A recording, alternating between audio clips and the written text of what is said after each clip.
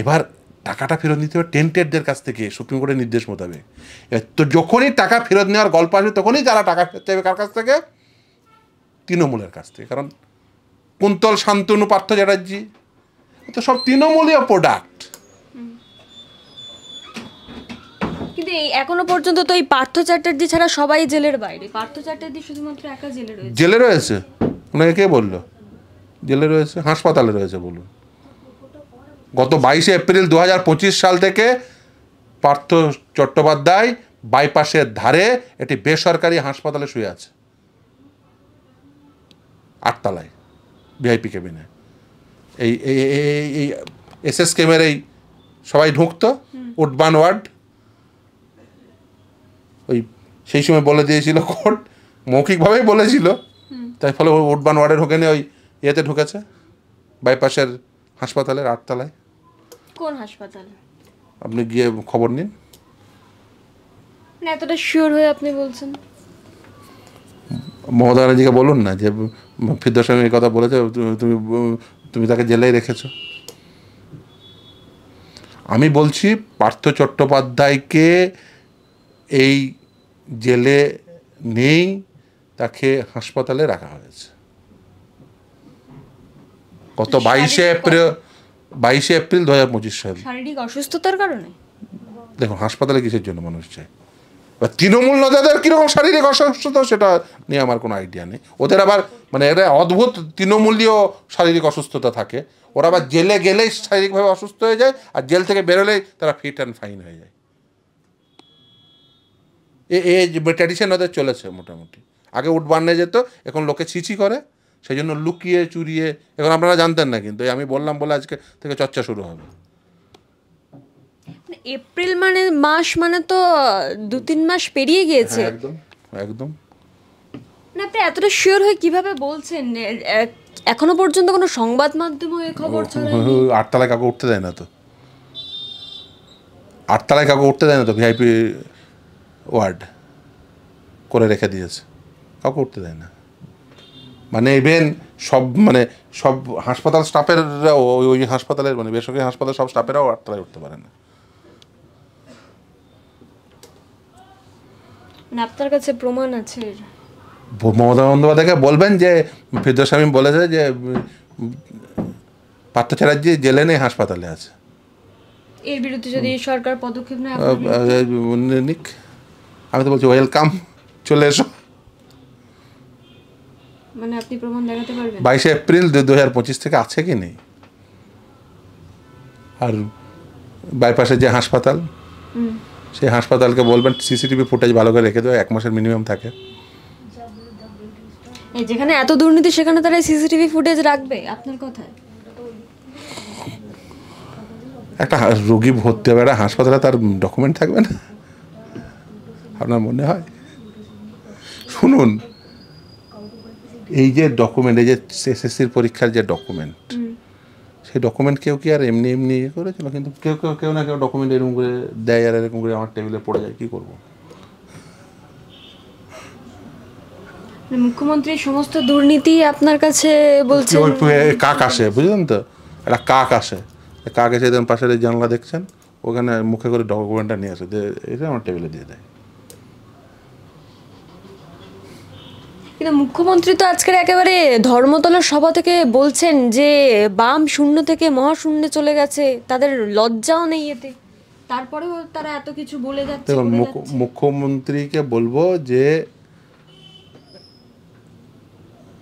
যদি বাম সত্যি সত্যি শূন্য না থাকতো তাহলে আজকে পশ্চিমবঙ্গের এই দুর্দশা হতো না। পশ্চিমবঙ্গের যে পরিমাণ ক্ষতি উনি করেছেন শুধুমাত্র নিজেকে জেলে রাখার বাইরে রাখার জন্য, এই পরিমাণ ক্ষতি পশ্চিমবঙ্গের কোনো মানুষের করার ক্ষমতা আছে বলে আমি মনে করি না। তিনি বলছেন রাম বাম সব এক হয়ে গিয়েছে, গদায় মাদায়। উনি জেলের বাইরে কিসের জন্য আছে জিজ্ঞাসা করবেন, তাহলে বোঝা যাবে যে উনি কার সঙ্গে আছেন।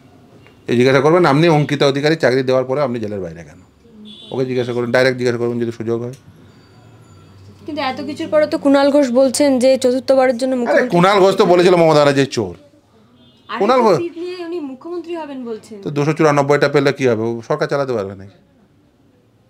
যদি ধরো 294টাই পায়, তাতে কি হবে? চাকরি দেবে, তাদের চাকরি বাতিল হয়ে যাবে। সরকার চালাতে পারবে না। 294টা পাওয়ার পরেও তো সরকার চালাতে পারবে না। আর সরকার চালানোর জন্য তো দক্ষতা প্রয়োজন হয়। আমি যদি ধরি নিই 294টাই মমতা বন্দ্যোপাধ্যায়, তাহলে কী হবে? কিসের জন্য ভোট নেবেন? সরকার আসার জন্য।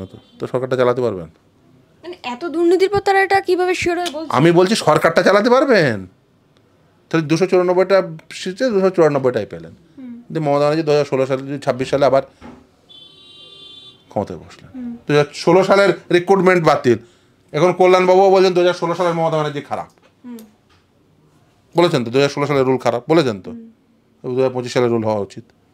কল্যাণবাবুও বলছেন 2016 সালের মমতা ব্যানার্জি খারাপ। তারপরে পরবর্তীতে গোটা রাজ্যের মানুষ বলে 2026 সালে মমতা ব্যানার্জি খারাপ, কারণ সরকারটা তো চালাতে পারবেন না। ক্ষমতায় আসার পরে ক্ষমতায় কে?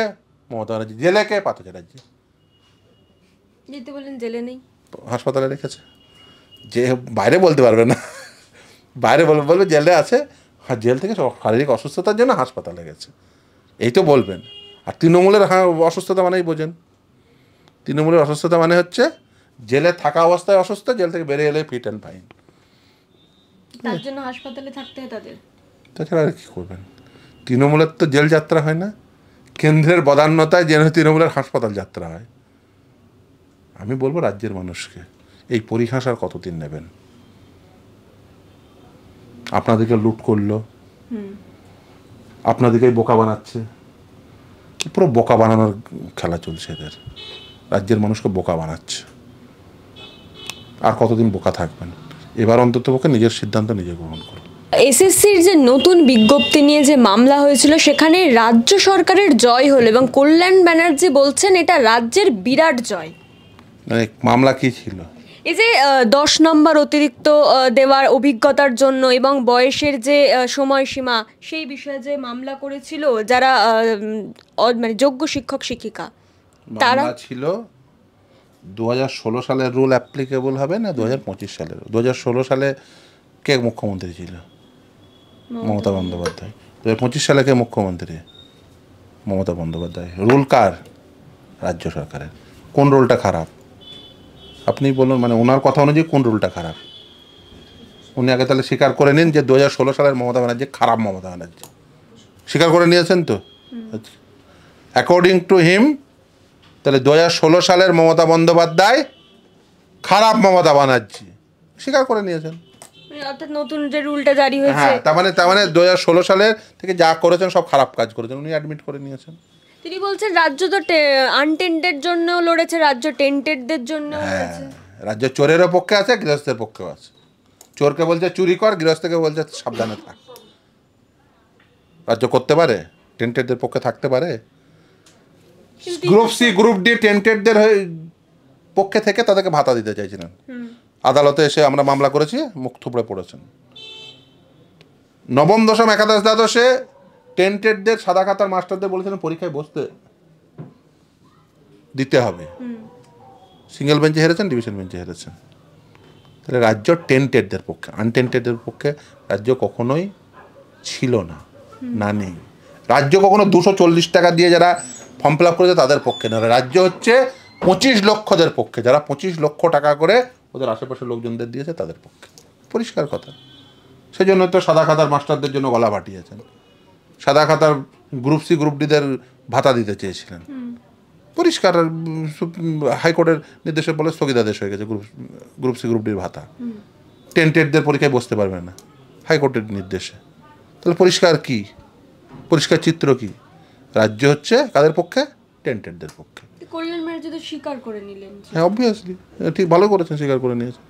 ও স্বীকার না করলে জনগণ স্বীকার করিয়ে নেবে। এবার তো জনগণ স্বীকার করিয়ে নেবে। তিনি মেরিটে আসার কথা বলছেন, এবার মেরিটে আসুন।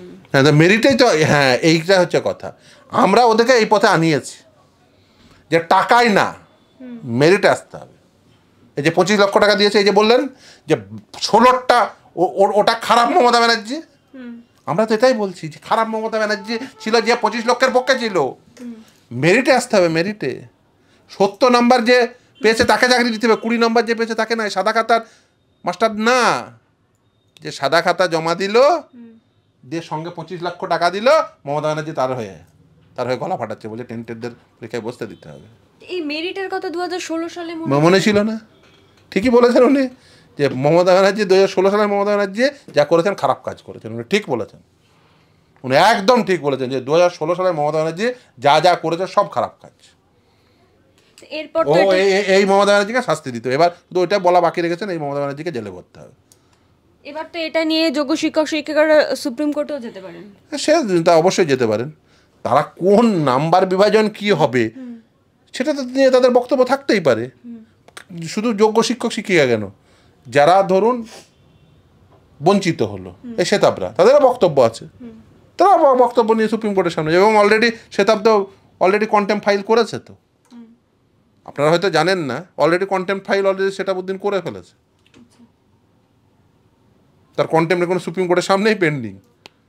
অনেকে না জেনে হয়তো বলছেন, যাতে কি কি কারণে কন্টেম্প ফাইল করেছে, শুধু দাগিদের বাদ দিলে হবে না, হাইকোর্ট তো বাদ দিয়েছে, মমতা ব্যানার্জি বসাতে চেয়েছিল, হাইকোর্ট বাদ দিয়ে দিয়েছে।